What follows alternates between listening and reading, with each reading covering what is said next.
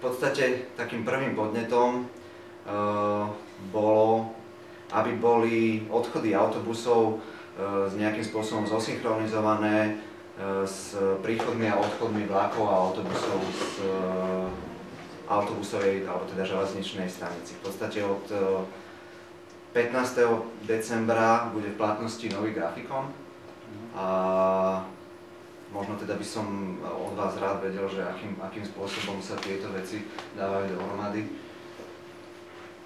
Ako to teda funguje, alebo teda v podstate tá komunikácia ako to je so železnicami, alebo teda s tými prevádzkovateľmi, alebo teda tí, ktorí prevádzkujú autobusy, že akým spôsobom to funguje, lebo viacerí ľudia sa sťažujú, že jednoducho nestihnú ten prípoj, na ktorý by mali, alebo teda by chceli ísť. No, dávam prednosť. Takže ja by som k tomu povedala toľko, že určite, že sa snažíme to prispôsobovať tým vlakovým, hlavne vlakom. Ako železnica si mení grafikóny každý rok, myslím si, že dosť výrazne niekedy to mení, ale snažíme sa prispôsobiť nie vždy všetky. Smery dokážeme prispôsobiť, ale to centrum mesta vlastne vždy býva nejakým spôsobom obslúžené, že do toho centra mesta sa tí ľudia tými autobusmi dostanú.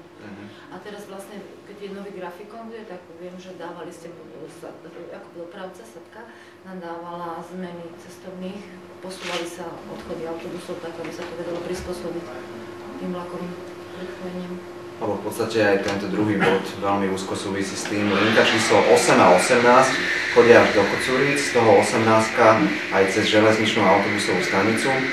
Avšak majú príchod 1 minútu pred alebo po odchode vlaku, či už na Žilinu alebo Bratislavu. Sú načasované na diaľkové autobusové spoje a vlakári nevyužívajú.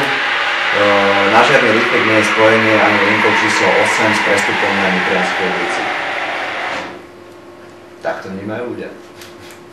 18 nechodí do Kocúric, to je jedna z vecí, 18 chodila na stanicu, teraz sa 18 upravovala, lebo tam vznikol ten taký problém, že meškal autobus.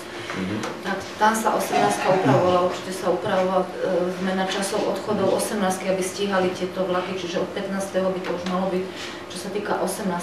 A 8 malo by to fungovať na prestupky, ale teda naozaj nemala som žiadne podnety, pokiaľ boli, my sme to všetko preverovali, takže že tam z 8 nie je prestup na stanicu, teda naozaj. Musím si to popreverovať, či je to tak naozaj. To teraz nepoviem. By sa žiadalo zájsť trošku do histórie, ako vznikol celý systém mestskej hromadnej dopravy v Piešťanoch po optimalizácii. To bola požiadavka v 2002. To bola požiadavka z mesta, teda robila sa optimalizácia mestskej hromadnej dopravy za vtedajších možností. Robila to externá Žilinská, áno, Fajtovci. V tých časoch to bola asi jednička na Slovensku v týchto optimalizáciách, lebo sme mali referencie z Českých Budějovíc, z Obsetína, ak si dobre pamätám, to už sú roky, ale teda boli to v tom čase špičkoví odborníci, ktorí sa zaoberali touto optimalizáciou. Nadstavili tú optimalizáciu na vtedajšie pomery, na vtedajší živý prieskum, ktorý sa robil tu, asi tu možno pamätáte, že tu boli študenti v uliciach a tak. Čiže nebol to nejaký virtuálny prieskum, alebo teda prieskum cez tie naše M-testy, ale vtedy sme ani M-testy, myslím, zavedené nemali, takže sa to robilo naživo a myslím si, že v tom čase tá optimalizácia bola prispôsobená aj tým firmám, aj tej hybnosti obyvateľstva, aj tým vlakovým príchodom a odchodom. Lenže časy sa menili každý rok a teda už je odtedy 13 rokov a viac menej sa to pomenilo. A keď chceme ten systém, ktorý bol urobený tou optimalizáciou, nejakým spôsobom narušiť, poviem buď sedle alebo špičke, tak sa to musí celé takto posunúť. Čiže čo by ste navrhovali? Prepáčte, že vás prerušujem, čo to znamená M-Systems? M-testy to sú tie strojčeky, cez ktoré sa vstupuje do autobusov a predávame cez čipové karty, vlastne dneska cestovné lístky. Takže tam sa dá vysledovať všetko, či na vršku nastupuje 6 ľudí a tak, vyťaženosť, hybnosť tej jednotlivej linky. Čiže máte úplne štatistiky v podstate na každú. Mesačne to predkladáme mestu a mesto z toho vychádza. A pri tej konštrukcii, alebo lepšie povedané, vyjadrím sa, rekonštrukcii, lebo nemôžeme to celé posunúť, nemôžeme to celé poprehadzovať, tú optimalizáciu pôvodnú, ale snažíme sa prispôsobovať tomu, čo robí železnica, lebo integrovaný dopravný systém síce na Piešťansku ešte nie je zavedený, ale teda snažíme sa k tomu nejakým spôsobom priblížiť. A chcem tým povedať, že teda niekedy narušíme tú fixnú optimalizáciu z titulu toho, že sa menia tie vlaky, že sa mení hybnosť obyvateľstva, alebo teda požiadavky cez mesto sú individuálne alebo kolektívne, alebo cez nás. My to potom dávame dokopy na odbore dopravy a snažíme sa to nejako spraviť tú konštrukciu. Čo je teda potrebné, aby teda aj Piešťany boli zaradené do toho integrovaného systému? No, integrovaný dopravný systém, určite viete, bola obrovská snaha v Bratislave zaviesť. To zlyhalo na prvý pokus, na druhý pokus to tiež nebolo komplet a teraz v akej polohe sa to nachádza v Bratislave, ja vám ani neviem povedať, pretože tam je to vlastne prepojené cez dopravný podnik, cez sadky bratislavské, my sme všetko súkromné spoločnosti už, čiže my nejak extra nekomunikujeme, jediné, keď zachádzame do toho kraja, tak cez tieto linky komunikujeme. Ale cez mestskú hromadnú dopravu ja nemám prístup k ich databáze alebo k ich pohybom, ako sa pohybuje dopravný podnik mesta Bratislavy, to vôbec nemám ani informácie. Dobre, čiže vy v podstate teraz sami vnímate, že tá posledná aktualizácia, ako sme teda hovorili, prebehla v tom 2002 roku a teda odtedy ubehlo už to bude pomaly 12. rok, pardon. 12 rokov, no. A že asi by aj bolo nejakým spôsobom vhodné to nejakým spôsobom prehodnotiť celé, alebo aký je nejaký ten váš... No, my ako prevádzkovateľia sa nebránime. My chceme, aby sa jazdilo efektívne, aby bola cestujúca verejnosť spokojná, ovšem vždy je to na objednávateľovi. Keď tam objednávateľ... musí v podstate prísť od... Impuls musí prísť od nich, my si nemôžeme svojvoľne navýšiť kilometre, alebo pomeniť trasy, alebo nejaké linky z toho systému. Vždycky to je takýmto spôsobom robené. Možno ešte na upresnenie, teda, aby sme tomu rozumeli, tomu systému, že ako to funguje. Teda ten balík tých služieb, ktoré mesto má, z čoho teda pozostáva, alebo ako to je to od najazdených kilometrov, alebo ako to vlastne? Jednoznačne od najazdených kilometrov. Čiže... My máme v podstate, ako mesto robilo tú optimalizáciu mestskej hromadnej dopravy, tam sa úplne zmenil celý systém mestskej dopravy, nefunguje to tak, jak to fungovalo. A teraz to funguje tak, aby možno, že kopu ľudí ani nevie, jak to funguje, že nie každý autobus robí len jednu linku. Čiže všetkých tých našich 6 autobusov alebo 7 robí všetky linky.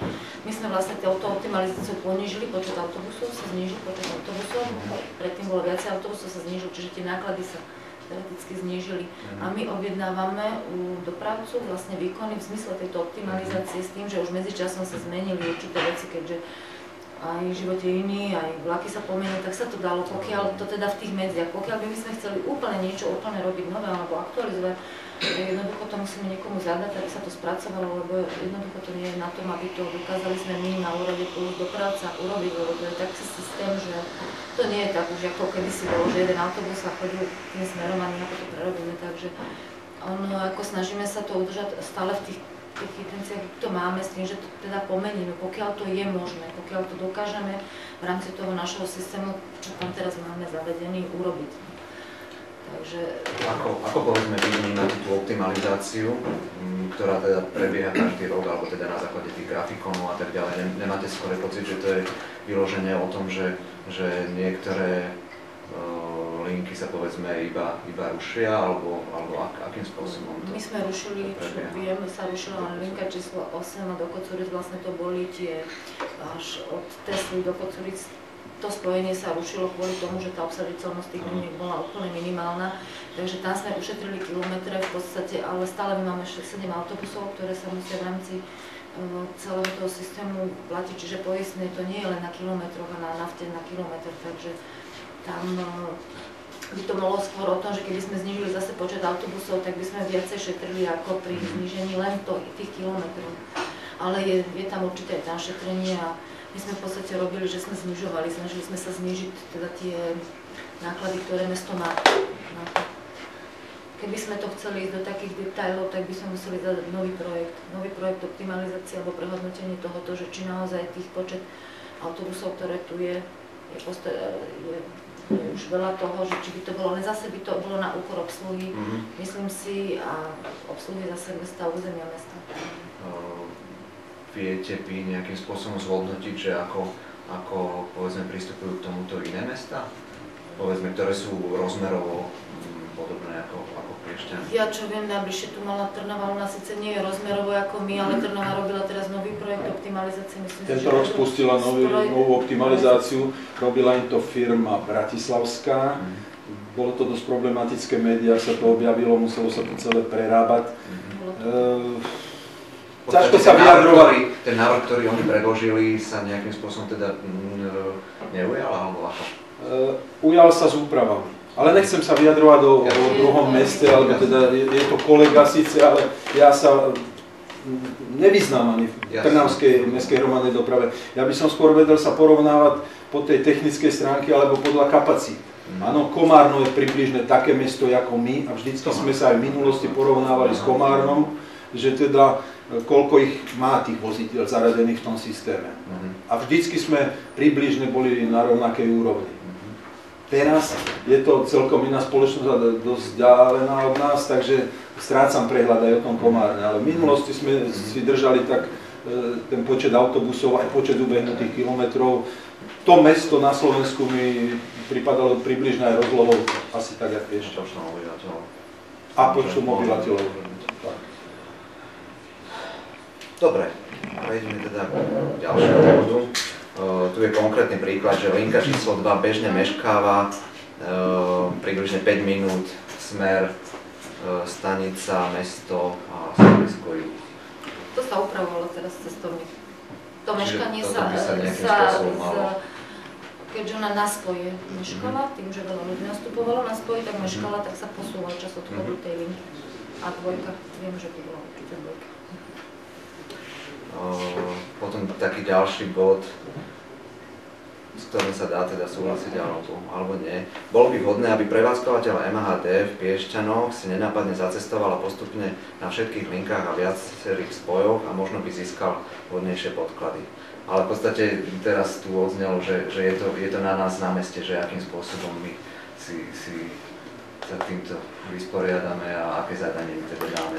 Ten, čo sa dotazoval, zrejme myslel na tú hybnosť, že jak je vyťažená tá linka, ako tí cestujúci sa na ňom pohybujú, koľko vystupuje, koľko nastupuje, ale to nám perfektne zabezpečí ten M-test, ktorý máme inštalovaný v každom autobuse, takže dneska už ten živý fyzický prieskum dopravný sa nerobí nikde, pretože máte k tomu elektroniku. To by bolo už... My také podklady ako máme u nás. Áno. Každý mesiac my predkladáme mesto. My vieme, ktoré spoje, aj na linke, ktoré spoje sú obsadené a ktoré nie sú. Keďže máme taký systém, ako máme, takže my tie neobsadené spoje nevieme zrušiť. Ako ten spoj sa skrátka v tom celom systéme, že ja neviem, spoj o 10. je obsadený 2 ľuďmi, ale my ten spoj nevieme zrušiť, lebo ten autobus musí niekam prísť a keďže je to v rámci nejakého takého systému, ktorý navezuje, tak ten spoj sa nedá zrušiť. Ono toto možno... cesty alebo ako? On potom pokračuje, ten autobus niekam príde a odtiaľ zase niekde pokračuje. Ide zase ako linka číslo. Nebola by náväznosť, vznikali by prístavné odstavné kilometre, ktoré sú nezaplatené a tým pádom len predraženie tej mestskej hromadnej dopravy. No ale ja si myslím, teda to začínam moc skoro uvažovať, že teda mali by sme z tejto debaty alebo z tohto sedenia nejaké výstupy by sme mali nájsť, teda jakým spôsobom mu vylepšiť tú mestskú hromadnú dopravu, lebo aj my máme pocit ako dopravcovia alebo prevádzkovateľia, že to nefunguje tak, jak by to malo fungovať, tá mestská hromadná doprava. A nefunguje nie z toho technického, prevádzkového alebo nejakého ekonomického dôvodu, alebo že by objednávateľ nejaké chybné kroky robil, ale jednoducho z toho, že ten systém treba oživovať, lebo tá hybnosť sa mení. Pomenili sa firmy, zlikvidovali sa firmy, čiže v tom čase, keď robila táto... Vznikli nové sídliska napríklad. No, treba. Takže ten systém...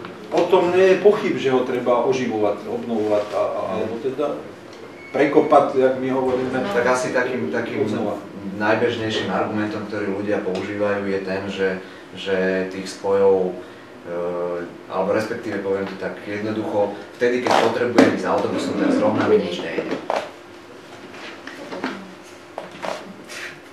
Čiže akým spôsobom nájsť teda ten mechanizmus, že dokonca ja tu jeden návrh konkrétny mám, je to na tom ďalšom slajde a ten dával konkrétne túto Aurorusnak, takže a je to celkom taký zaujímavý návrh, čiže môžeme sa potom k tomu vrátiť neskôr. V podstate súvisí s tým aj tento ďalší bod, že to spojenie z tých starých Piešťan tí ľudia považujú za nedostatočné. Akým spôsobom je potrebné, aby povedzme vznikla nejaká iniciatíva zo strany občanov, že tá linka tam je potrebná, alebo akým spôsobom povedzme vyriešiť túto vec? A táto linka 18 konkrétne vôbec nevznikla v rámci optimalizácie mestskej dopravy, ale vznikala samostatne. A robila sa na základe toho, že tam bol podnet od občanov a my sme robili dokonca prieskum, my sme po domácnostiach rozdávali ako papierky a dotazníky, kde sme chceli, aby nám povedali, kedy by teda tie autobusy mohli chodiť, kedy to im vyhovuje, keď je z toho sa zostavilo nejaký grafikon tej 18, tá linka funguje, čiže ale pokiaľ tí ľudia nedajú podnet, že je to nevyhovujúce, tak ako nevieme to. Pokiaľ to nikto nedá písomne, alebo minimálne nepríde, alebo nepošle mailom, že tie spoje, ktoré sú v súčasnosti na tie, oni sa spravili tie spoje v takom čase, ako tí ľudia požadovali. Takže ono tá doba možno, že prešla, už sa to zase zmenilo, ale treba, aby tí ľudia nejakým spôsobom, tá 18 bola samostatne vytvorená mimo celkové optimalizácie, sme ju robili dodatočne, ale bolo by dobre teda, pokiaľ naozaj tí ľudia majú niečo, tak nech tie podmienky aspoň dajú, ako niečo sa už aj porušilo na tej linke, lebo tá obsaditeľnosť tej linky je naozaj minimálna od začiatku. Ale sa teda, ako hovorím, robili sme to na základe toho dotazníka, požiadavky tých ľudí, ako chcú, kedy aby tie spoje chodili. Takže teraz nie. No a tu v podstate už zabrdneme do toho možného riešenia a to by mohol byť teda nejaký ten minibus. Ja viem, že aj v rámci generálu dopravy, ktoré my máme spracovaný, tak dokonca s takýmto nejakým riešením sa ráta a v podstate je aj nejakým spôsobom odporúčaný, aby sa viacej využívali nejaké také nízkokapacitné autobusy, ktoré jednak sú flexibilnejšie, mohli by teda chodiť v častejších intervaloch. Mňa by možno zaujímalo z toho prevádzkového hľadiska, ako to je ja neviem, keď porovnáme tento veľkokapacitný autobus, povedzme s nejakým takým minibusom, čo sa týka tej spotreby tej náklady. Vozidlový park na mestskej hromadnej doprave v Piešťanoch je podstatne obmenený komplet až na to jedno náhradné vozidlo, ktoré je ešte neviem, či to tu môžem povedať, z minulého režimu. Dneska som si to schválne pozeral na tom internete, že 1989 bol zaradený do prevádzky, je to B732, to je ten čierno-červený. Ale ten je náhradné vozidlo. Inak sú to vozidlá, 4 sú rok výroby 2008, v druhej polovičke a 3 vozidlá sú 2009. Čiže ten vozový park, ja by som hodnotil celku dobre. Z hodou okolností máme tu takú raritu, tie 2 vozidlá presklené pre tých invalidov, ja to nazývam ľudové, alebo teda naši ľudia to nazývajú akvária, čo je v celku na dnešné pomery na Slovensku slušné, aj tá veková štruktúra toho vozového parku je slušná. Druhá vec je tá, že teda tieto vozidlá sú prevádzkovo dosť nákladné, o tom nie je pochyb. Lenže v čase, keď sa zakupovali, keď sa robila verejná súťaž na tieto vozidlá, vtedy boli tie špičky tak vyťažené, že ledva zobrali tieto vozidlá, tieto sorky B700, B12, SOR, všetkých ľudí a v podstate v tých sedlách boli poloprázdne. Tá situácia ide, intencia viac menej všetkých tých mestských hromadných doprav na Slovensku. 3 až 5% sa znižuje tržba na mestských hromadných doprav. A to nehovorí len o Piešťanoch. To nehovorí ročne. Áno, taký pokles je. Životná úroveň, individuálna doprava, viete, to je kopu vplyvov má na to. Kopu je tých vplyvov, ktoré vplyvajú na to. Takže o nízkokapacitných autobusoch ja som dosť skeptický, že či vôbec na to bude niekedy sila a hlavne finančná sila. Poviem len perličku, že teda nepoviem presné číslo, ale vozidlo 20 miestne, ktorým sme sa hlásili, naša spoločnosť teraz do verejnej súťaži do Senca, tam je jedno mestské vozidlo, stojí 172 000 bez DPH. Vozidlo veľkokapacitné, ktoré máme, túto B12, klimatizované, je ten vodič, je to akvárium, čo je až po podlahu presklené, čiže by som povedal na túto dobu, pokiaľ sa jedná o naftový motor, jedno z najlepších vozidiel si myslím, že čo je na trhu, stojí 240 000 bez DPH. Môžem sa mýliť do 5-6 tisíc, lebo tie ceny sa menia, ale od každého sú iné. Takže keď si zvážime, že čo to prináša, že keď by sme chceli v špičke mať tie veľkokapacitné vozidlá a v sedle tie nízkokapacitné, to je nemysliteľné, aby mestská hromadná doprava takto držala vozový park. Ale 9-miestný bude stáť 30 000. No, 9-miestný, len pozrite sa, že či v sedle niekedy neprekračuje tých 9 miest.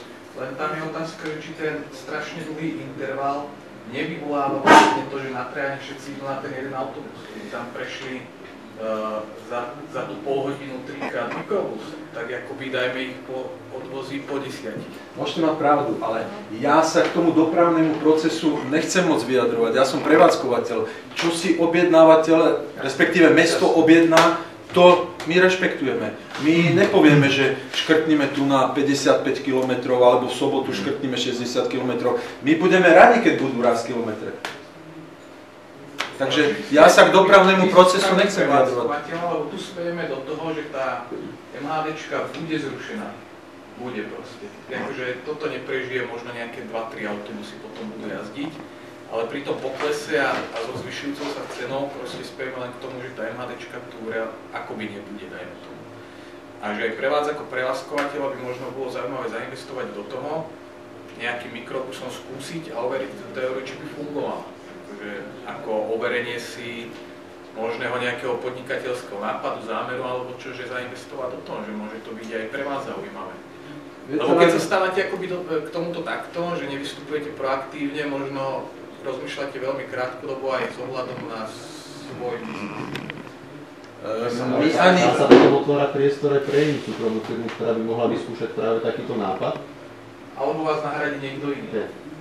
Je to možné. Je to takýmto spôsobom, keď sa bude postupovať, že teda bude klesať tá hybnosť tých obyvateľov, my budeme teda, alebo teda mesto bude menej objednávať. Možno, že sa nájde niekto, kto nájde nejakého, neviem, či to predstaviť teda, sponzora a bude to prevádzkovať nejakým 9-miestnym vozidlom. Ale nevidím to takto. Nevidím to. Ja vychádzam z toho, čo sa deje v prímestskej doprave v západných krajinách. Prešiel som, čo sa týka dopravy, celú Škandináviu, Španielsko, Francúzsko, Nemecko. Všade je táto doprava, hovorím o prímestskej, ne o mestskej hromadnej doprave, všade je dotovaná, aj keď ide len vodič sám a vezie vzduch, vulgárne povedané. Všade to mesto si potrpí na to, alebo tie obce, ktoré sú do tej linky zapojené, aby tá linka fungovala. Áno, to je asi v poriadku, aby tam tá dotácia bola. Je to služba pre občanov a jednoducho je to myslím si, že v poriadku. Čo za tie peniaze dostať. Že či naozaj proste nehľadať ten iný systém a že či je pre vás nie zaujímavé iný systém otestovať v realite, aby ste sami akoby dlhodobo sa neodpísali z tohto biznisu, lebo proste ten trend je jednoznačný. Keď je tá obslužnosť taká nízka, alebo intervaly také dlhé, tí ľudia tým autobusom chodia len tí, čo sú odkázaní. Takže ak veríme tomu, že naša životná úroveň bude rásť, tak tých ľudí v autobuse bude menej. V Piešťanoch určite ešte boli bicyklov. Máte pravdu, ja vám dávam za pravdu, že takýto trend to nabere, ale zatiaľ som sa v takomto meste na tých 20 000 obyvateľov nestretol, že by pristúpili na tieto nízkokapacitné vozidlá. V Šerove sme pre zaujímavosť, vám poviem, vyhrali verejnú súťaž a 3. rok prevádzkujeme Šerovskú mestskú hromadnú dopravu. tá je podstatne väčšia, Přerov je na úrovni Trnavy a počtom obyvateľov ďaleko priemyselnejšie, by som povedal aj. A tam je to robené takým spôsobom, alebo teda nevznikla taká situácia, že sa utrhli tie okrajové dediny. Tak jak u nás trebárs banka, ja neviem, čo sa ešte odtrhlo Moravany, bola, kedy sme zabezpečovali mestskú hromadnú dopravu aj na banku, aj Moravany, hovorím tak zoširoka, ale aby ste trošku došiel na to, že v čom to je tá mestská hromadná doprava. Tam to oni zabezpečujú aj po týchto okrajových obciach, ktoré sa neutrhli, alebo možná, že podpísali s tým mestom nejakú zmluvu. Do toho už ja nevidím. A tiež skúšali nejaký nízkokapacitný autobus, tak jak my máme dva nízkokapacitné, ktoré prevádzkujeme na nepravidelnej doprave, na tej komerčnej. No a neosvedčilo sa im to. Ja hovorím z toho, že som to videl fungovať. Jednak teda aj na Slovensku to funguje. Martine, no. Ale ja videl som to fungovať na tej Ukrajine, v Rumunsku, v Bulharsku, všade na východ akoby od nás to proste funguje. A funguje to dobre, no. Alebo teda, netvrdím, že je to luxus, ako to cestovanie, ale naozaj, že tie intervaly sú cez deň približne 10 minút. A to práve vo veľkosti mesta ako Piešťany, kde človek nebude čakať 20 minút, lebo za tých 20 minút príde do väčšiny miest, kam potrebuje prísť aj peši. Takže to pre ňa úplne nezaujímavé. Nie je odkázané na to, že naozaj že nevládze, alebo čo čakať nebude, lebo si to rozmyslí, ak nepotrebuje ísť úplne na druhý koniec mesta, alebo na tú polikliniku náhodou, ktorá je akoby mimo mesta. Takže tam jednoznačne treba rozmýšľať o tých intervaloch, ako dosiahnuť tie intervaly. A to mi práve príde, že len týmto, lebo ten autobus, aj keby chcel, tak je tak veľký vlastne, aj to rozbehnutie a tak, však aj to prevodovanie iné, kvôli spotrebe, tak ide pomaly. Ten mikrobus by akoby tú linku dokázal si odhadom, ja to neviem, ale urobiť asi dvakrát rýchlejší. Takže keby tam bol mikrobus, by sa mohol ten čas akoby skrátiť o polovicu, alebo tie intervaly by boli dvojnásobné. Alebo teda o polovicu kratšie. Ale jasne. Možno otočiť aj neotočiť. No, to je... Otočia sa príliš. Ja by som možno ešte k tomu, aj to vy, čo hovoríte, povedala, že pokiaľ teda vieme, kto sa vlastne v autobusmi vozí, tak v špičkách sú ľudia, ktorí idú do práce a to sú deti do škôl. A vtedy je ten interval tých autobusov dosť nahusto. Celý deň sa v autobusoch vozia naozaj, že väčšinou sú to ľudia, ktorí sú na ten autobus odkazaní. Takže ja si myslím, že aj pokiaľ by sme takéto niečo zajali, že tí ľudia radšej prejdú peši, lebo tá vzdialenosť je taká krátka pre nich, že majú zaplatiť za ten autobus, radšej idú peši. A ďalšia vec je taká, že pokiaľ sa vytvoria podmienky, a to myslím si, každé mesto má problém s tým, že vytvoria sa podmienky, že za to sa dostanem do každého kúta a všade môžem zaparkovať, tak tí ľudia nepotrebujú využívať tú mestskú dopravu. Tu v Piešťanoch je to tu špecifické, aj keď sa robil ten projekt optimalizácie, oni to stále hovorili, že jednoducho tu sa ľudia vozia bicyklami a tak sme krátke vzdialenosti, že prejdú peši. A či budú mať interval 10 minútový alebo 15 minútový cez deň, čo vlastne väčšinou tí ľudia, ktorí sú odkazaní na autobus, že idú do práce, tak to nevyužívajú. A sú to ľudia skôr dôchodci, alebo sú to invalidi, alebo sú takíto ľudia sa vozia tými autobusmi. Preto rozmýšľam, že to, čo ste aj vy povedali, že keby bol možno mikrobus menší a bol by tam väčšie intervaly, že ja si myslím, že tých ľudí do tých autobusov asi len tak ľahko nenalakáme týmto spôsobom. Ako hovorím, že toto je možno... Muselo by to chvíľku trvať. Trvať asi možno, lebo vieme, kto sa, ja teda mám prehľad o tom, kto sa cez deň vlastne tými autobusmi vozí. Mestská doprava. Potom príde ránejšia špička, povednejšia, ľudia idú do roboty, z roboty a celý deň zase nič, lebo fakt tí ľudia dokážu prejsť z mesta aj na stanicu peši. Že ono to je tak, že dokážu ešte aj tieto vzdialenosti. Určite áno, no skôr asi ďakujem Ravo, že si v podstate zhrnul celý tento svoj príspevok. Že som to nemusel čítať ja. Ja by som sa ešte k tomu, až môžem teda, existuje tzv. Na zavolanie doprava, v Anglicku to existuje v niektorých priemyselných mestečkách a tam pendlujú také 9 miest, no 9 som nevidel, ale videl som do tých 20 miestne autobusy a oni pendlujú stále. Oni nemajú fixný cestovný poriadok a pendlujú po určitých exponovaných trasách. Čiže majú kvázi nejaké ja skôr vidím pre Piešťany takéto niečo. Ten model, áno, tento model sa mi viacej pozdáva pre Piešťany, lebo tie Piešťany, či sme tu všetko mladí ľudia, ale okrem mňa, stárnu, čo si budeme hovoriť. No, takže väčšinou to využívajú tí starší ľudia. Väčšinou a v tých špičkách tí študenti a tí ľudia do zamestnania. Ale to sú len špičky. Ale my musíme poriešiť aj tí sedla. Aby som o tom mohol vstúpiť, tak ja teda konkrétne viem, že napríklad Charlie chodí tento autobus, tom teda vy konkrétne hovoríte.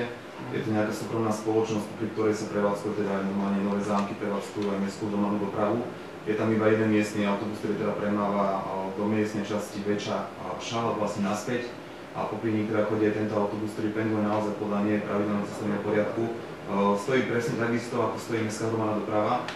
Stojí vlastne 50 centov. Je tam jednotné cestovné pre deti aj pre dospelých, nie je tam nejaká teda zľadová relácia. Ale teda naozaj ten autobus chodí denne, chodí aj počas víkendov a ľudia si ho môžu stopnúť na hoci ktoré nejaké zastávky, čiže je veľmi veľká výhoda. Napríklad ten autobus vás odvezie až k domu. Takže v podstate ten autobus je tam viac vyťažený ako napríklad miestna hromadná doprava, kde v podstate tá efektívnosť je nula.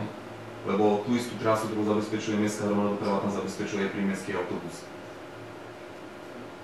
No, však ste mi potvrdil to, čo som ja teda naznačil, že ja vidím v Piešťanoch skôr, že tady to tá cesta povedie v tej mestskej hromadnej doprave, no ale môžem sa aj myliť. Takže to je len moja taká predstava. Ja som si len, keď tu hovoríme o tých autobusoch, ja som si našiel na internete nejaké príklady, v podstate tu je nejaký príklad z Púchova, dokonca tam to prevádzkuje mestská organizácia, tam to je normálne, že mestský podnik, to sú asi predpokladám, že nejaké tie väčšie, či to vidíte. Je to aj tam za vami na tom plátne. To je asi Iveco, no. Potom v ďalkovom prevedení toto vozidlo. Potom je tu, toto je príklad z Bratislavy. To je... Ale vyzerá to byť ako klasická štandardná linka. Má to nejaké označenie 147 a toto je príklad. Pod SMPčkom mostom parkovávajú aj záchodne. A toto je v podstate príklad z Francúzska, kde tiež... Určite, čo sa týka tých špičiek, tam s týmito nejakými menšími autobusmi by bol určite problém a myslím si, že aj do budúcna, aj keď tá situácia sa povedzme, alebo teda tá životná úroveň sa bude zvyšovať, tak myslím si, že tá obslužnosť tam vždy bude potrebná. Čiže ja by som to zase možno videl na nejakú kombináciu, že čo sa týka tých špičiek, tam asi bude potrebné to obospodarovať tými viac kapacitnými autobusmi a potom počas toho dňa zvoliť povedzme teda nejaký iný režim, ako sme teda tu rozprávali. Viete, je podpísaná s mestom zmluva výkonovo verejnom záujme a tá zmluva nie je nekonečná, tá zmluva končí v 2017? Neviem teraz, lebo som... Na 10 rokov. Áno, na 10 rokov. Potom bude vyhlásená verejná súťaž a mesto, respektíve objednávateľ si môže dať podmienky. Chceme pendel, chceme v špičkách takto veľké vozidlo, v sedlách nízkokapacitné vozidlo. Môže to obmedziť, alebo určiť si, čo v tej verejnej súťaži ten dopravca, alebo ten, čo sa zúčastní tej verejnej súťaže, musí spĺňať. Čiže ja by som videl už teraz sa pripravovať na to, zbierať tieto poznatky a možno, že kombináciou mnohých týchto organizácií mestských hromadných doprav by sa niečo chytilo aj Piešťanov. Aj z toho hľadiska v podstate začíname túto diskusiu, lebo práve s pani Palkechovou sme sa rozprávali, že tá samotná optimalizácia trvala, ste mi spomínali, že 2 alebo dokonca 3 roky. 2 roky. Takže je to nejakým spôsobom veľmi časovo náročné spracovať všetky tie veci a ozaj nájsť ten nejaký vhodný mechanizmus na to. Možno by bolo potom teda rozumné začať s nejakým takýmto prieskumom, lebo ako sme vraveli, v tých autobusoch tie snímače sú, ktoré tie testy snímajú len aktuálnu situáciu, ktoré linky existujú, ako sú vyťažené. Ale tie nám nehovoria nič musel by sa živý prieskum robiť. Nehovoria nič o tom, aký záujem majú tí občania, ktorí chcú cestovať. Čiže bolo by rozumné teda nájsť nejaký spôsob, ako získať tieto informácie od tých ľudí, vlastne, ktorí by chceli cestovať a ktorí by chceli cestovať. Ako ste spomínali, teda už tam bola nejaký spôsob s tými dotazníkmi v tých starých Piešťanoch? Keď sa robil aj ten projekt optimalizácie, ten prieskum sa robil pol roka. Dopravný prieskum sa robil pol roka, lebo sa museli chytiť jarné mesiace, letné mesiace, jesené. Ono, ako naozaj ten prieskum sa v tom čase robil, aby pokryl všetko. Lebo cez leto sa ľudia vozia na bicyklo, zase ako tam sú rôzne veci k tomu. Čiže takýto prieskum je možné zrealizovať, len k tomu treba nejaké finančné prostriedky a nejako to zrealizovať, lebo ten prieskum sa nedá zrealizovať s 2 pracovníkmi a že my to pôjdeme robiť a plus do práca. To je jednoducho. Dokázali sme urobiť linku číslo 18, dobre, ako jednu linku, ale toto je tak veľký projekt, ktorý ako naozaj to sa musí jednoducho zadať niekomu, kto sa týmto zaoberá, aby sa to spracovalo. Čiže to je asi o tomto, že aby sa teda obnovil, možno, že stačí to aktualizovať, ako ten systém, ktorý v súčasnosti je, ja si myslím, že nie je tak zlý, aby bolo treba ho celý zrušiť a spraviť nový. Treba ho aktualizovať a z toho niečo vedie, minimálne prieskumy, aspoň polročné, aby sa urobili znova a sa to musí prehodnotiť. A na to sú, myslím si, organizácie alebo teda firmy na Slovensku, ktoré by to mohli spraviť. Na to treba finančné prostriedky, takže asi je to o tomto. Možno otázka ešte na vás, pán Kuban, čo sa týka tej Trnavy IPI, viete, že aké tam boli povedzme problémy, že sa to muselo potom ešte nejakým spôsobom predstavovať, ten systém, ktorý navrhla tá spoločnosť? To bola bratislavská firma nejaká, ktorá to robila určite, myslím, ten, čo vyrábať tie strojčeky. Ale to nie je podstatné, aká firma to robila. Skrátka, tam neodhadla tie priemyselné oblasti a nedokázali tie linky to pobrať. A keď niektoré pobrali tých ľudí, tak nedokázali náväznosť spojov zabezpečiť. Nenastúpil na ďalšiu linku, lebo časové to nestíhal.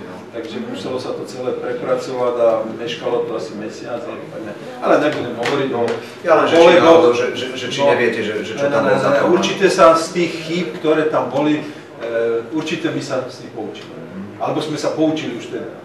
Ja len na margo toho, že zase na druhej strane aj to, že to zabezpečuje nejaká firma alebo teda spoločnosť, ktorá sa tomu venuje, neznamená alebo teda nedáva záruku, že ten systém je 100%. Len to v podstate to som... Keď podcenia ten prieskum alebo ho nejako zmanipulujú, viete, tam tí študenti im to pomáhali robiť, takže rýchlo sa stane chyba o 10 ľudí, keď nás spraví viac a má naložených 40, no a tých 10 už tam nenaloží.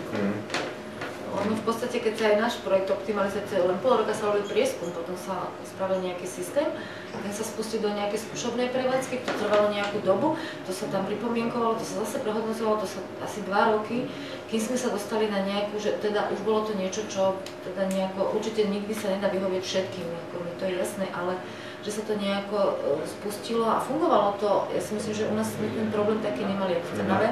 Nie vôbec, boli posuny, bolo tam treba niečo porobiť, ale takýto, nám to teda robil ten výskumný ústav Žilinský a... Akým spôsobom to robil? Či on analyzoval linky, ktoré existujú, alebo akým spôsobom zbieral tie informácie o tej vyťaženosti, alebo o tých požiadavkách?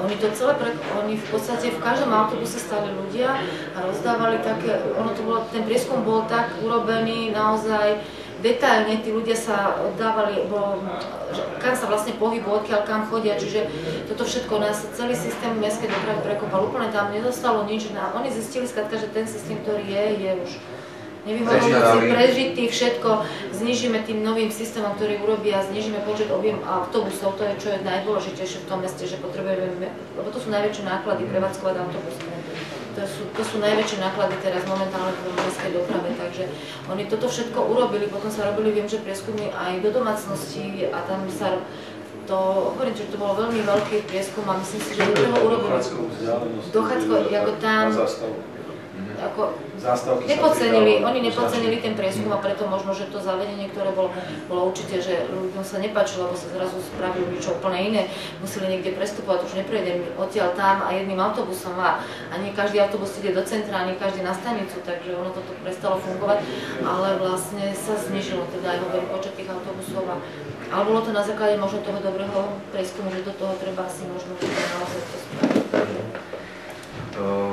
Ešte možno jedna taká otázka toho, čo sa týka tých financií, nákupu tých vozidiel, ako to v podstate je momentálne nastavené, alebo ako je tá zmluva nastavená v prípade, že by vznikla v budúcnosti nejaká potreba zakúpiť nejaké takéto nižšie kapacitné pokiaľ tieto autobusy nebudú odpísané ekonomicky, tak ťažko by mesto súhlasilo, aby sme ich vyradili. To nie. Ale do toho roku 2017 budú všetky odpísané, čiže sa treba na to nejako pripraviť a bude tá verejná súťaž nová, tak tá požiadavka sa dá, alebo teda dajú sa tej verejnej súťaži stanoviť nejaké mantinely. A to už je vecou objednávateľa, že či vstúpi do toho, že sa budú tí nízkokapacitné prevádzkovať, alebo zostane sa pri starých autobusoch, alebo sa spravia tie pendle, takzvané, jak ja to volám, to už je vecou toho objednávateľa. Ale ja to vidím tak, že by sa malo niečo s tým robiť, že teda takých nízkokapacitných ísť. Tak dokonca aj hovorím, že ten generál, ktorý som spomínal, ten práve ráta s týmito nízkokapacitnými vozidlami. V podstate potom ešte tu bol taký ďalší návrh, ktorý teda spracoval ten náš známy, a to bolo nejakým spôsobom zokruhovanie tých trás. On navrhol nejaké, je to iba v podstate návrh nejaký, to znamená, že nemusí sa to brať ako berná minca. V podstate navrhoval nejaké, povedzme, 4 alebo 3 okruhy, ktoré by kvázi chodili po celom meste a tým pádom by zabezpečovali tú obslužnosť teda po celých Piešťanoch. On tam navrhoval nejaké 2 prestupné stanice, nazvem to tak, jednu na železničnej stanici a druhú niekde v centre, najskôr teda pri Alparku. Takže povedzme, ako vidíte vy takéto riešenie? Je to...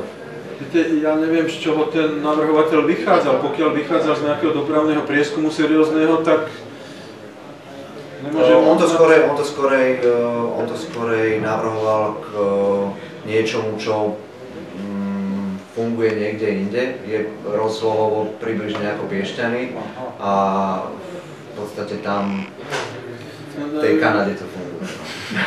No. Je to turistické mesto, ktoré žije z toho, že funguje ten turizmus zimný, letný, a v podstate vychádza z toho, že je to podobné mesto, ktoré je rozlohou veľkosťou podobné ako Piešťany, tak v podstate všimla si, akým spôsobom funguje doprava tam, akým spôsobom sú tie linky postavené a chcel to aplikovať na Piešťany. Teda otázka je, že či je niečo takéto aplikovateľné, či to vyriešilo nejaké tie problémy. Viete, ja sa prikláňam vždycky viac k tomu prieskumu hybnosti obyvateľstva, ako k tomu, že veľkosť mesta alebo také niečo. Lebo môže byť mesto tak veľké, jak Piešťany, a je možno len v jednej časti priemyselná zóna nejaká. Tak potom to celé padá, celý ten dopravný systém, alebo čo ja viem, je nejaká individuálna výstavba a nejaké činžiaky sú len na nejakom okraji toho mesta, čiže celý ten dopravný systém nemôže fungovať takýmto spôsobom. Čiže nejde o veľkosť mesta, ale ide o tú hybnosť toho obyvateľstva, ktorá má záujem cestovať tou mestskou hromadnou dopravou. To je rozhodujúce. Nie veľkosť toho mesta, rozloha alebo počet obyvateľov. Dá sa orientačne, sa to dá teda prispôsobiť počtu možno autobusov, kapacite teda, aby som bol konkrétny, lebo kapacitu môžeme hovoriť o kapacite autobusov aj tých nízkokapacitných. Ale vždycky to je o tej hybnosti obyvateľstva, ktorá má záujem cestovať tou mestskou hromadnou dopravou. Ono to veľmi aj presne vplýva na to, čo ste povedali vy, že pokiaľ tým ľuďom sú vytvárané také podmienky, že jednoducho tým autom sa dostanú až... A navyše sa môžeme byť radi. Životná úroveň stúpa, aj to je ukazovateľ životnej úrovne, teda že individuálny motorizmus rastie. Ten trend práve, že v tých... že sa odvezujú tým autobusom a nemusíme použiť celý deň, to je tiež nejaký, podľa mňa, ukazovateľ životnej úrovne. To je ukazovateľ vysporosti národa. Zase taký... To som povedal. To sa prejavuje v tých veľkých aglomeráciách, viete, v takom Frankfurte, alebo ja neviem, Birminghame, kde teda to prostredie je znečistené a ešte tá mestská hromadná doprava, pokiaľ není elektrická alebo plynová, tak to ešte viacej znečistuje. Ale v takomto malom meste nečistuje. Ukrajinskej a a či sa ľuďom... Pozrite sa, keby sa kúpili plynové autobusy, tak si myslím, že to životné prostredie je šetrené, nie? Alebo elektrické je šetrené. Ale to už zachádzame niekde inde, lebo to už je o peniaze všetko a tam sa to pohybuje v iných číslach, ako som ja povedal.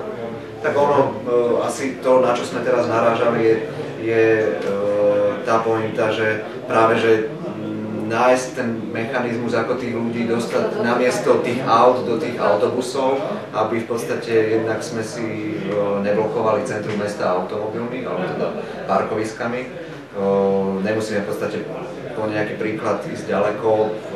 Pred časom som čítal presne Viedeň v nejakom úseku Mariahilfer Straße úplne vylúčila v podstate automobilovú dopravu a kto sa chce tam dostať, tak je v podstate nútený ísť nejakou hromadnou dopravou.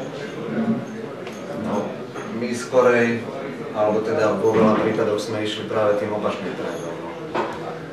Čiže, ale to už my nevyriešime. Každopádne asi teda všetci sa zhodneme na tom, že po tých 12 rokoch, teda odkedy prešla nejaká tá väčšia aktualizácia, alebo teda zmena, je potrebné sa znova tým začať zaoberať a aj v rozpočte nejakým spôsobom vyhradiť prostriedky na to, aby sa mohol znovu spraviť prieskum a aby jednoducho k tomu roku 2017, jak si spomínali, aby nejakým spôsobom sme mali tieto administratívne veci pokryté, aby tá súťaž sa mohla nadstaviť už na iné parametre. Neviem, v podstate ja už teraz nemám pripravené nič. Ale do toho 2017 predsa ešte je pár rokov. Či sú také nejaké body, čo by sme vedeli zlepšiť v rámci toho súčasného systému? Čiastkové. Či teda niekoho napadá, že asi je otázka na... Zmena časových poloh vždy sa dá nejaká robiť aj v tom systéme, len hovorím, nemôže to byť nejaká veľká zmena časovej polohy, ale myslím si, že pokiaľ ja poznám ten systém mestskej hromadnej dopravy aj z tej hybnosti, že teda momentálne sa tam nič takého nevyskytuje. Ja vychádzam vždycky, alebo teda som pri určitých menách mestskej hromadnej dopravy vychádzal, aj to je nejaký barometer, že tých sťažností, alebo tých pripomienok. A keď tie pripomienky klesali, alebo dokonca jedno obdobie úplne zastali, buď to bolo zúfalstvo ľudí, alebo teda to bolo ozaj. Tak neviem. Alebo tí, čo sa sťažovali, už prestali jazdiť. Alebo ich to prestalo baviť, myslíte? Taký nevšímavý není ani mesto, ani my. Oni sa vždy prehodnocujú, každé tie pripomienky sa prehodnocujú. Na čo by sa dalo, to sa zapracovalo, od 15. decembra, a bola kedy bolo obdobie, keď sa zmeny robili dvakrát do roka. Takže vždy sme sa snažili to nejakým spôsobom poriešiť. Že nie. Keď sa dalo, tak sa to zapracovalo do toho, že sme poposúvali. Robili sme, že sme posúvali tie spoje, aby to vyhovalo tým ľuďom. Pokiaľ chceli niekde nové linky, tak aj do zastupiteľstva sa dávali veci, čiže priebežne sa dávali, keď boli požiadavky, tam zaviesli, tam, akože to bolo navýšenie kilometrov, vždy sa to prehodnocovalo, nikdy sme nepovedali, že nie, akože nie, ale vždy sa to nejakým spôsobom prehodnocovalo, ako poklesol tie požiadavky na to, aby sa ako poklesol naozaj v tomto roku, ja neviem, či možno, že jednu som mala.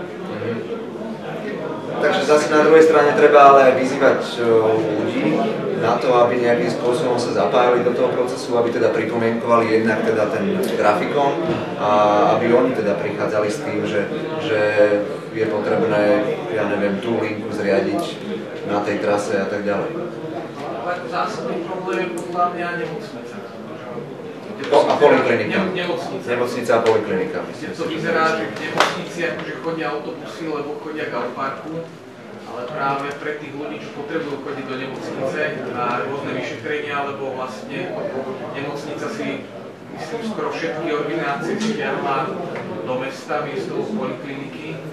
Tam žiadny autobus nechodí a pre tých chorých ľudí alebo starých ľudí ten autopark je stále strašne ďalej. Tie požiadavky, čo boli na nemocnicu, sme vyriešili suplovaní prímestskej dopravy smerom na Trnavu. Nie, ja rozumiem teraz, keď sa zavádzala aj, áno, k nemocnici, ako celý systém aj na polikliniku, že tu sa porešili linky, ale kedy si poliklinika slúžila, boli tam všetci lekári, kde sa dalo dostať dobré autom a dobré autobusy. Lekári sa presťahovali do nemocnice, kde sa nedá dostať ani autom, ani autobusom. Nás sa tam autobus nevytočí, takže tá obsluha toho územia tej nemocnice je fakt, ako je pravda, že tí ľudia musia prísť až od parku, lebo tam autobus, my sme to skúšali, my sme to chceli robiť, my sme tam chceli zastávku vytvoriť, mali sme také ako riešenia, ale jednoducho sme museli od toho odstúpiť, lebo ten autobus sa tam nevytočí, ten autobus je dosť veľký a boli tam problémy, ako aj ste vytvorení tej zastávky. Že kde tú zastávku tam ešte pri tej nemocnici vytvoriť. Čiže to je nešťastie toho, že v nemocnici sa zrazu objavili lekári, ktorí kedysi boli na poliklinike, išli do takých priestorov, kde je zlý prístup. Autobusom ešte aj autami. Takže ani parkovisko tam nie je, tak vieme, kde je parkovisko. To je práve problém, tam sa nedá dostať. Nie. Ale stále tu máte parkovacie miesta, ktoré by sa zrušili, tak získate aj na jednej strane a na druhej strane miesta. Kde?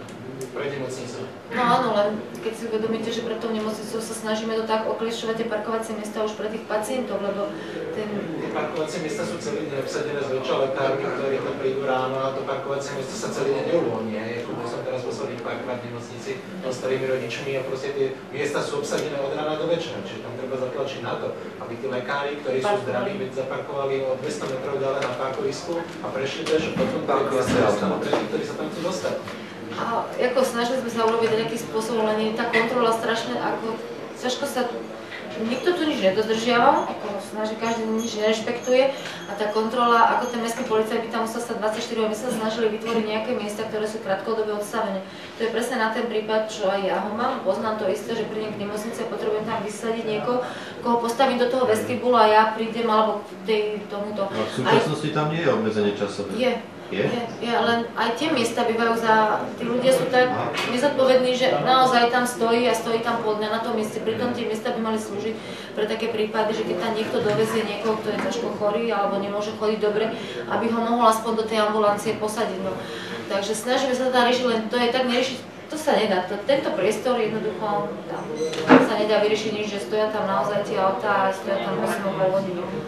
To je jasné, je to vždy o tej kontrole a ten policajt mestský zase nevie tam stáť 8,5 hodiny alebo 12 hodín. To sú dve miesta, koľko je tých miest označených? 6. Lebo sú tuším 4 invalidi, 3 alebo 4, už nepamätám, sú invalidi a potom je tuším 4 miesta a plus ešte 2 miesta sú 6 invalidi. A 2 miesta sú na ľavo od vchodu.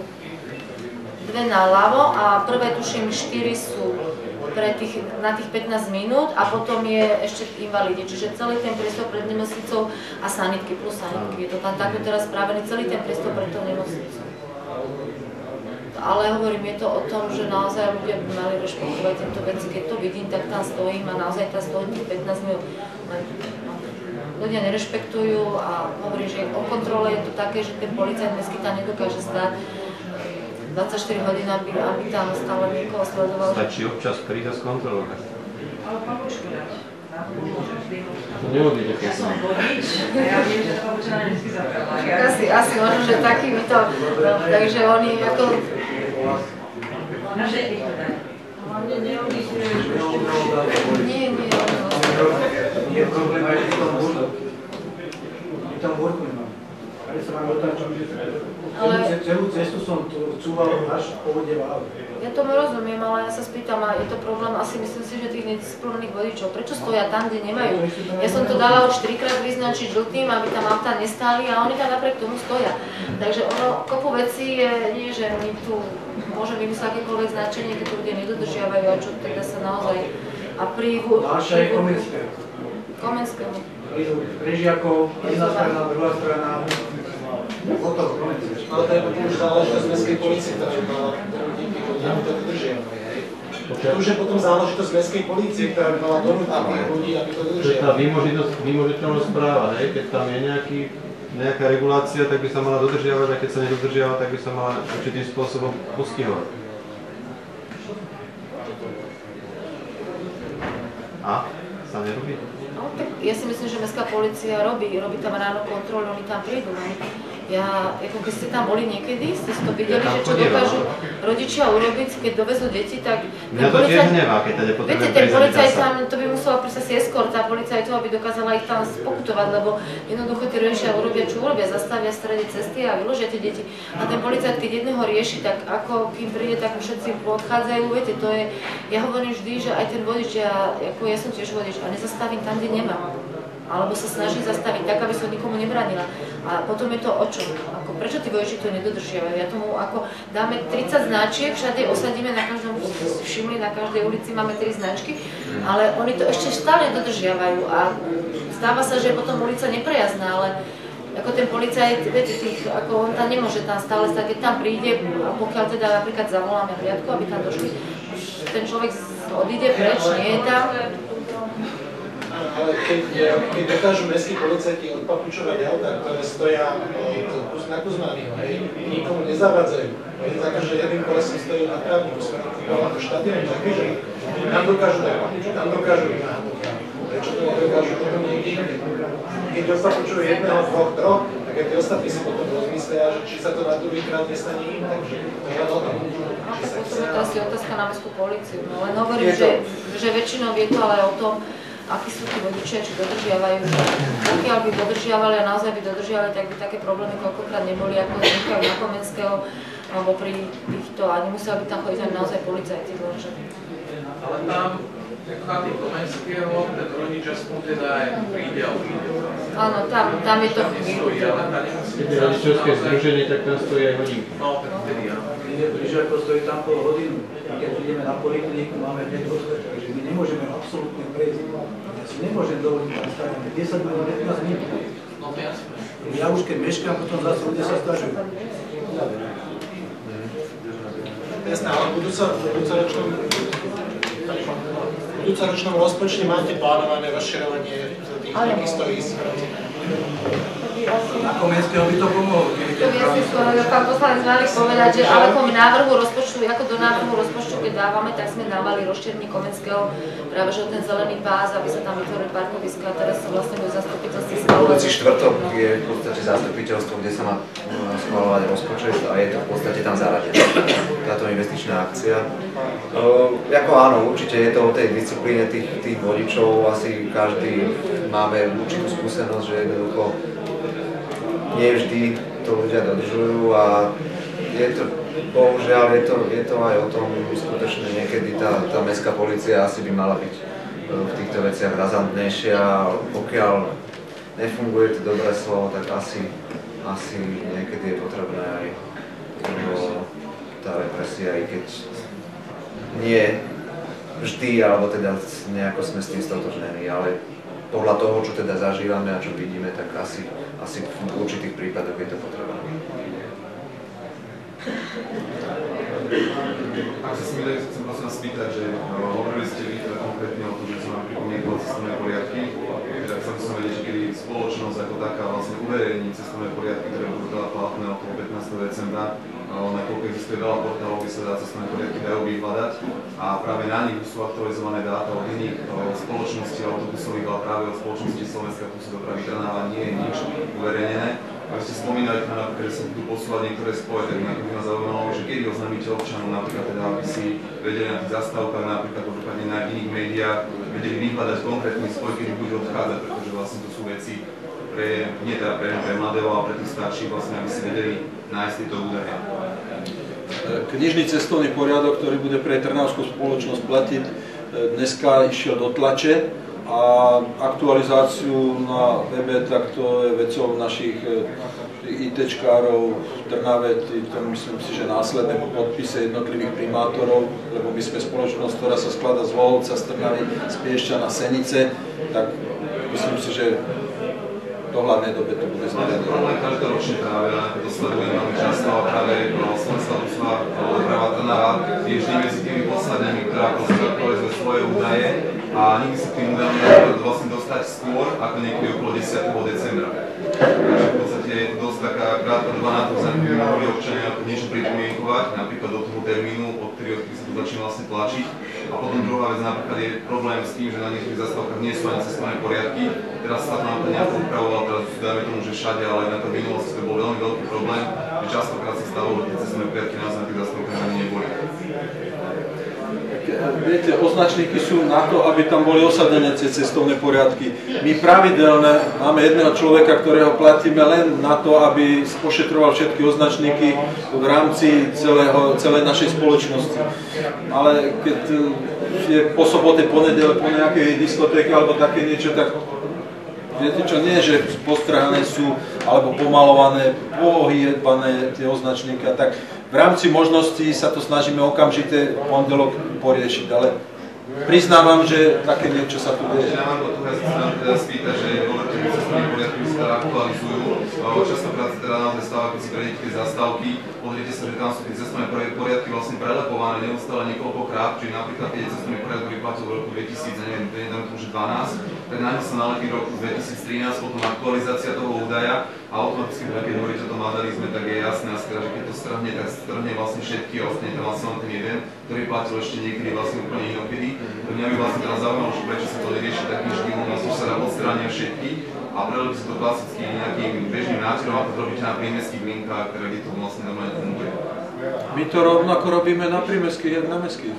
No tu na to nie je tak tiež. Existuje veľmi veľa zastavov, napríklad aj v centre priamo vidíte, že lepiacou páskou je nalepený cestovný poriadok, ktorý ľahko môžete odstrániť a v podstate môže tam byť ten starý, ktorý tam vlastne je. Tak jak na prímeste, tak na meste jeden človek to robí, takže neviem, no, tak môže sa stať, že si to uľahčí a teda nalepí to na pôvodný cestovný poriadok. My to operatívne riešime, pokiaľ takéto niečo dostaneme od vodičov, alebo cestujúci volajú, alebo tak bleskové sa to ide odstrániť, takže...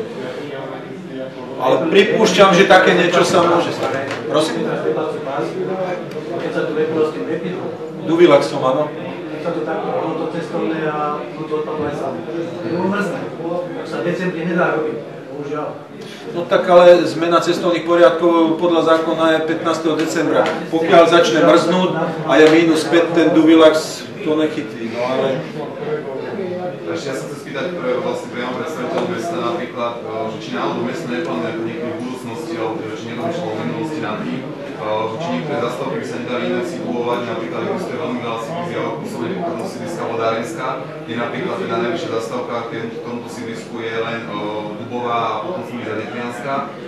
Nejde o obslužiteľnosť vlastne tejto časti, ale ide o to napríklad, že či nepremýšľali ste vy nad tým, že by niektoré zastávky mohli byť úplne niekde inde situované. Prečo sa vlastne už od toho roku, ktoré vlastne boli ešte iné režimy, kde existovala mestská doprava, pridržiava vlastne stále len tých zastávok, ktoré sú rozmiestnené tam, kde sú rozmiestnené. Ja neviem teda o to, že by existovala nejaká iná zastávka, odkedy bola vlastne poučená ešte v niektorých vlastne iných minulých rokoch. Zastávky, vlastne všetky zastávky v meste, alebo takto, v rámci optimalizácie mestskej dopravy v tom 2002, okrem smerovania liniek a to všetko, sa robili aj optimalizácie týchto zastávok. Čiže všetky zastávky sa prehodnocovali, že či sú na tých dobrých miestach alebo nie sú. Ja viem, že tento problém na Dubovej je, len tam chodí autobus po... Na Vodárensku. Tam chodí len autobus 20. 20 chodí len vlastne toto územie. Tam začína a končí. Jasné. Čiže keď by sme tam chceli vytvoriť zastávku, tak tam musíme spraviť novú linku a spraviť tam niekde asi novú linku a niekde smerovať tú linku, aby tam bola tá zastávka. Takže toto sa v podstate na Dubovej, alebo teda na Dubovej zastávka, ale nie na Vodárenskej. Ale nehovorím ako, že len v tejto časti si sa teda odkiaľ vývam, ale aj v iných častiach mesta napríklad, prečo nie sú inak situované niektoré zastávky, či by neboli vhodnejšie napríklad do ich situovania a podobne. Len jednak, keď chcete situovať zastávku, ako tam sú dochádzkové vzdialenosti k zastávke od jednotlivých teda nejakých tých zariadení, objektov. Priestorové možnosti, to sú všetky veci, ktoré sa musia k tomu zohľadňovať a situovať zastávku. Ale hovorím, tieto zastávky určite boli prehodnocované v rámci tej optimalizácie, čiže aj sa vznikli nejaké, aj sa zrušili zastávky vtedy, v tom čase. A preto, keby sa robil teda nejaká nová aktualizácia celého, môžu sa prehodnúť aj všetky zastávky, lebo vždy je to asi 500 metrov dochádzková vzdialenosť k zastávke od nejakých... Ako? Tak to bolo kedysi rozdelené, vlastne tá aglomerácia. Takže viem určite, že na tej Vodárenskej nie sú tie zastávky, je to tam asi možno, že problém tá dochádzková vzdialenosť na tú Dubovú, ale na Dubovej teda chodí tuším 2-krát za deň autobus, takže tam... Niekedy vôbec, pretože vlastne optimalizáciou z minulého roku, ktoré prevelo, takže 20 začína oficiálne na Detvianskej ulici, kde aj končí. Sice vlastne priechodovou tou ulicou je práve tá Dubová, zastávky tam ani zvučníky tam fyzicky neexistujú. Teda 20 bola skrátená pôvodne podela až na polikliniku, teda ľudia zo starých Piešťanov už nemajú šancu dostať sa nejakým svojím spôsobom na polikliniku. A navrh do toho ešte chcem pokryť vlastne to, že kedy sa podela 18, teda autobus chodila priamo až na polikliniku, to sa zrušilo a automaticky sa vlastne dal nový autobus, ktorý teda bol plno dotazníkov, ktoré tiež boli riešené len tak, že v podstate bolo to prostredníctvom jedného média, ktorý vychádza týždenne v Piešťanoch, kde vlastne ľudia mohli ten dotazník odozdať priamo na meste, ale to bolo jediné vlastne, čo bolo urobené pre vlastne nové postavenie 18 ako autobusu.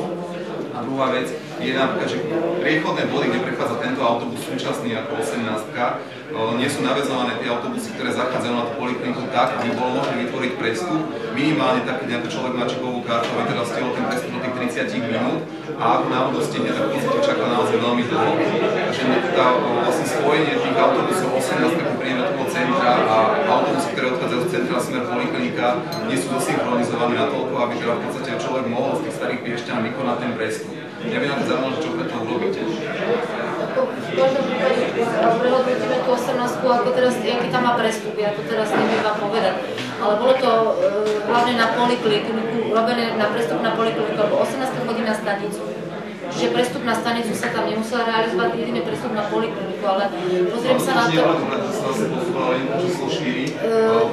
Pozrieme si to, že ďalšie dva prípoje práve na tento spoj a tak ako vy hovoríte na tú nádej, som to sledoval a videl som, že iba ráno o 6 človek môže prestúpiť, na to sa dostal na polikliniku z tej 18 a potom po obede, keď je pocit, že je to zbytočné. To si určite preveríme, pokiaľ by to bolo možné, tak to poposúvam, pokiaľ je to ešte možné, že by sa to poposúvalo. Ale čo sa týka aj prieskumu, aj toho dotazníka, určite to bolo aj médiami a bolo to v autobuse a rozdávali sme tie dotazníky, takže lebo ja som fyzicky tie dotazníky bola rozdávať, tak preto viem, že nebolo to len cez nejaké médium dané, takže a to sa robila táto linka samostatne, robilo sa to v rámci optimalizácie. To sa v tom čase... Ste neuvažujú napríklad o tom, aby existovalo nejaké také priame prepojenie tých starých Piešťan napríklad s tou poliklinikou, napríklad vytvorenie inej novej linky, kde by v podstate napríklad 8 obsluhovala zastávky ako napríklad Kláštorská, Janošiková, vlastne ten okruh dostávala by sa na Podonu, že by bolo to len zrealizovateľné, pretože 8 ide od kostola, teda od cirkevnej základnej školy, ktorá vlastne potom zberá stále celé tie Piešťany a 18 by teda bola situovaná tak, aby teda zachádzala na ten kraj. Vtedy by sa vytvorilo vlastne také spojenie, že by tie staré Piešťany boli prepojené aj s Teskom, aj s Trajanom, aj s poliklinikou. Všetko je, všetko sa dá, môže sa to prehodnotiť, preriešiť. Ja si pamätám, keď sa zavádzala linka 18, najväčšia požiadavka bola stanica. Takže vlastne, lebo staré Piešťany nemali prepojenie na stanicu, takže aspoň nejaké priame spojenie. Tá poliklinika nebola taká dôležitá, ako tá stanica v tom čase. Preto tá 18 nechodí na polikliniku, ale chodí na stanicu. Takže si dovolím, že s nami nesúhlasím napríklad, pretože vlastne tú stanicu prepája napríklad s tými starými Piešťanmi prímestské linky, ktoré smerujú na Odlišie ostrov, teraz dokonca na Hornú Stredu. Takže v podstate to prepojenie tej polikliniky, teda toho prepojenia tých starých Piešťan na tej stanice teda je vytvorené. Takže v podstate pokiaľ viem, tak tú funkciu, ako vy ste vrávali, napríklad polikliniku sa spojuje so stanicou prímestskou linkou, ktorá trasuje do Trnavy, tak v podstate to prepojenie tam je vytvorené. Takto vám poviem, určite prímestskými autobusmi, to je vlastne prímestky chodí po Žilinskej ceste, čiže 18 chodí cez Staré Piešťany po Štefánikovej ulici a odtiaľ zbierali ľudí, ktorí sa chceli dostať na stanicu. A vlastne oni na tú Žilinskú cestu, na tú prímestku, lebo tam chodí prímestka na cez to sa všetko zrušilo, kedy si chodila prímestka aj cez mesto, ale už to všetko porušilo, takže vlastne tí ľudia mali požiadavku. Keď sa toto robilo, tak sa to vyhodnocovalo, určite si to pamätám, že to bola tá požiadavka bola najväčšia na stanicu. Ja som dávala osobne do zastupiteľstva, aby 8 zachádzala na stanicu, lebo tá požiadavka taká silná bola zo Starých Piešťan, aby autobus 8 chodila na stanicu, takže teraz hovoríte, že nesúhlasíte so mnou, ale ja si toto pamätám, že som to určite dávala aj do zastupiteľstva, aby sa schválilo, aby tá 8 zachádzala, robila najvyššie kilometre a chodila ešte aj na stanicu. Nehovorím, že sa mi nesúhlasím, ale napríklad, keď si ma zvážil, či majú napríklad prímestským autobusom napríklad dostavky Vršov, ktorá mi vykoná vlastne ten spoj z Vršku napríklad na tú stanicu behom nejakých 10 minút, alebo napríklad na miestnym autobusom 18, ktorá zachádza cez celé mesto okolo okresného úradu a na stanicu, ktorá vlastne túto trasu vykoná, mali možno dvakrát viac tak dlho, ako ten prímestský autobus, tak je to podľa mňa na zváženie napríklad táto linka. Ja si myslím, že aj druhý problém, ako ja ho vnímam, je ten, že podľa mňa tie prímestské linky sú málo propagované tým cestujúcim, aby mohli byť využívané povedzme aj na iné linky, alebo teda inú trasu ako povedzme iba na dedinu. Že povedzme to prímestskou linkou sa dokážu zviesť, jak ste spomenuli, zo Starých Piešťan na stanicu. Možno aj to by bolo. Napríklad, že je s tým veľmi vtipné, napríklad, že keď som išla naozaj z tej zastávky z toho trošku prímestským autobusom, že ten autobus nám ide rovno lacnejšie, keď pôjde mestskou dopravou, ktorá tiež ide na tú stanicu. Takže napríklad to je tiež veľmi taký veľký ukazovateľ, teda v podstate týchto negatívnych javov na túto mestskú dopravu. Ja ešte keby som možno, že by som povedala k tomu, že keď sa robil projekt optimalizácie, tak vtedy sa uvažovalo aj so suplovaním prímestskej dopravy pre mestskú dopravu. Ono to nejakú dobu fungovalo, že prímestské autobusy nám suplovali mestskú dopravu. A bolo to hlavne týchto Staré Piešťany a tá Kláštorská ulica, ona tak veľa zastávok aj mala urobených. A vlastne prímestské autobusy nám vozili ľudí za tarifu mestskej, tuším, to takto fungovalo celé. A prišlo teda vlastne pre rozdeleniu prímestských a financovania prímestskej a mestskej, už to prestal platiť štát, ale to išlo len z peňazí buď teda vyšších územných celkov alebo mesta. A vtedy sa tieto dve veci odčlenili a nesmie toto fungovať. Akože nesmelo to fungovať, že prímestská suplovala mestskú a my tým pádom sme museli vlastne, lebo chodili cez mesto autobusy, chodili cez mesto a potom išli vlastne na stanicu prímestské. Čiže my sme nemuseli používať tam mestský autobus, keď tady chodil prímestský a ten sa vedel využiť. Takže toto všetko zaniklo, všetky zastávky sa zrušili prímestskej dopravy a všetky autobusy budú stoja tu pri Kalinskom moste alebo na okresnom úrade alebo na stanici. Čiže a toto vlastne sa stalo, neviem koľko rokov. Môžem to doplniť. V 2003 došlo k privatizácii verejnej cestnej dopravy, sadky teda, a financovanie sa diametrálne zmenilo. Predtým sa to financovalo zo štátneho rozpočtu a bolo na tom dopravcovi, jak si rozdelil ten pomer tej dotácie na mestskú hromadnú dopravu a na prímestskú. Teraz je to prísne stanovené, že teda mestskú hromadnú dopravu dotuje mesto a prímestskú dopravu obcka. Takže týmto došlo k tomu, že by som povedal, že tam prímestská sa odcudzila od tej mestskej hromadnej dopravy, alebo jednoznačne sa odčlenila a nemôžeme nejak suplovať tú mestskú hromadnú dopravu prímestskou. Takže ono v podstate aj tá prímestská doprava nám teraz prechádza cez mesto len po krajinskej ceste. Ale stojí pod mostom, takže teraz keď si zoberiem, koľko nám chodí ľudí mestskou dopravou, pod mostom nám stoja všetky prímestské autobusy a do mesta to majú 5 minút pešky. Takže nepotrebujú využívať mestskú autobusovú dopravu, čiže vlastne aj tá zastávka, pokiaľ je tam a je funkčná prímestská, a keď sa nezruší, tak tí ľudia tiež do tej mestskej autobusovej dopravy nenastúpia, aby sa tým autobusom ďalej posunuli do práce treba. Toto sú niekedy také, ako možno v Trnave to inak funguje, že tá prímestská doprava alebo v iných mestách stojí fakt len na tej stanici. A z tej stanice vlastne sa tí ľudia rozvážajú mestskou dopravou, lenže u nás stojí autobus prímestský pod mostom a celá časť za váhom sa vlastne dostane do centra, kde 5 minút má peši, takže nevyužívajú tiež mestskú dopravu. Viete, toto sú veci, ktoré v tomto všetko, ako prečo nemáme toľko možno tých ľudí v tých autobusoch, že toto všetko k tomu prispieva. Tak je to kombinácia viacerých faktorov. Aj odčlenenie banky od mesta, aj to spôsobilo určitú disharmóniu v tej mestskej hromadnej doprave, pretože na banku exponované chodila tá mestská hromadná doprava až na to Husacie námestie, až si pamätáte, kam sa jazdilo, kde sa otáčala tá mestská hromadná doprava. Kedy sa odčlenili, tak sme zrušili tú mestskú hromadnú dopravu. Mňa by ešte skôr zaujímalo, že akým spôsobom teda občania môžu pripomienkovať tie grafikóny, ako vlastne to funguje. Grafikón cestovný poriadok môžu pripomienkovať celoročne. A či písomne mailom, alebo akým spôsobom, tak asi najlepšie je to teda takým spôsobom, buď to mailom pošlu, alebo nejakým listom, aby sa to teda, aby sme to mali, aby sme ľudia zabudneme možno, ale aby som to mala, že čiže kľudné mailové adresy sú na webe, na stránke mesta Piešťany sú naše mailové adresy a celý rok sa dajú pripomienkovať tieto, že pokiaľ sú veci, lebo môžeme, cestovný poriadok sa môže meniť aj polročne, pokiaľ nastanú nejaké zmeny, že sa niečo udeje a môžeme ho aj raz za pol roka treba zmeniť a že naozaj sú tam nejaké nastanú tam veci, ktoré my nemusíme sledovať. Bolo by dobre, keby to pripomienkovali, to sa prehodnotí a pokiaľ sa dá, tak sa to zapracuje, možno v priebehu pol roka alebo toho roka. Čiže netreba to pred koncom, nečakám pred koncom roka, že ho pripomienkujem, lebo dá sa, niekedy sa naozaj aj v pol roku posúvajú. Robili sme zmeny cestovných poriadkov aj v pol roka, že sme zistili, že naozaj tie autobusy niektoré, že treba posunúť, lebo nestíha teraz ten rýchly. Tak sme to urobili hneď. Už teraz vy hovoríte napríklad, tak ja osobne som adresoval teda žiadosť, alebo teda pripomienkovanie na práve výnimku 18, kde ste vychádzali vlastne prezentácie, kde nenadresujú na žiadne rýchlíky, ale práve to ja som dochádzal z Bratislavy, častokrát keď som študoval a podobne, kde napríklad sa vytvorilo práve toto pripojenie, kedy si 18 chodila vždy pred príchodom toho rýchlíka z Bratislavy, a teda nebolo možné ako sa automaticky hneď napojiť na ten spoj. No a práve teda, ako vy hovoríte, že teda písal som tu sťažnosť alebo žiadosť, automaticky ste to nejako tak vygenerovali, že to je správne, tak ste to aj schválili. A teraz napríklad podľa mňa 18 nadväzuje na rýchlíky do Bratislavy, aj z Bratislavy, nakoľko teda odchádzalo nejako okolo 56. minúty do stanice, trvali tieto obedné spoje, čo vlastne znamená, keď vlak prichádza 50. minútu, tak 6 minút je ako podľa mňa ideálny čas, pokiaľ vlak nemešká, a zase vlaky do Bratislavy odchádzajú 8 minútu celú hodinu. Čiže tých naozaj tých 10 minút predtým, 10 minút potom je podľa mňa ideálny čas na to, aby človek mohol nás vypínať na autobus.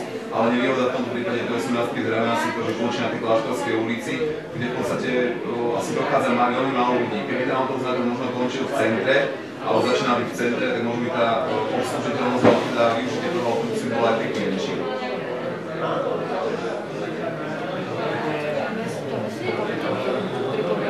My to prehodnocovali zase. Možno ma napadá taký spôsob, v tomto by mohli dopomôcť konec koncov aj médiá, že nejakým spôsobom spravili nejakú anketu, alebo na to by sa dalo použiť povedzme aj radnica, že by tam bol nejaký dotazník a jednoducho tí ľudia by mali možnosť to pripomienkovať a následne by to hodili do nejakej schránky, čiže aj to vidím ako riešenie. Ešte nejaké návrhy? Dobre, ja by som sa ešte raz teda chcel veľmi pekne poďakovať pani Balkichovej a pánovi Kubaňovi za to, že prišli dnes, aby sme si takýmto spôsobom podiskutovali a myslím si, že to riešenie, ktoré by sme teda radi videli alebo teda očakávali, bude trvať nejaký čas a v podstate všetko to záleží aj nejako od nás občanov, ako sa k tomu postavíme. A ja by som sa aj chcel teda poďakovať vám, že ste prišli a teším sa na ďalšie stretnutie o mesiac.